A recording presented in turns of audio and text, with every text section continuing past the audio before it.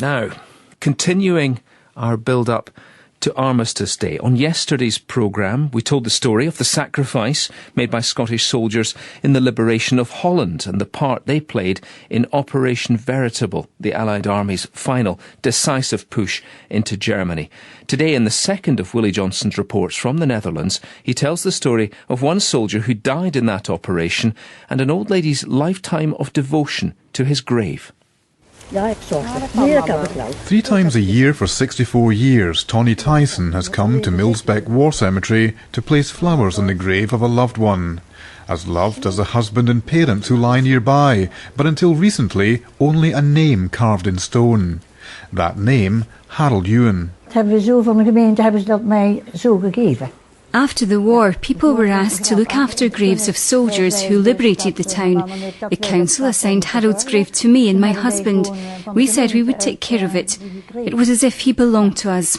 I just found it a very natural thing to do because he fought for our freedom. Mrs. Thijssen would often bring her children with her, including son Geert. When I was young, I didn't recognize that he was so important for my mother, but later, when the end of her life was coming up, she talks more and more about the war and especially the grave of Harold. Beyond the inscription telling her that Harold was a Lance Corporal in the King's Own Scottish Borderers and died in action on the 16th of February 1945, Mrs. Thijssen knew nothing about him. And it would have remained that way, but for a chance meeting with a photographer taking pictures in the cemetery for a war graves project. She said, I would like the people to know and the family to know that his grave has been looked after and been visited. Paul ten Broek was so touched by Tony's devotion to Harold, he resolved to find out for her who he was. When did you get the picture of Harold Ewen? The search brought him to Dumfriesshire, where he found and traced Harold's name on the war memorial in Dunsker village, visited the cottage where the Ewen family had lived, and even spoke to one old lady, Edith Graham, who'd been at school with Harold. Well, it's a way to do something back for all the people who made me feel free. When the Netherlands was an occupied country, it were the Scottish people who liberated my part of the country, and I'm grateful for what they have done.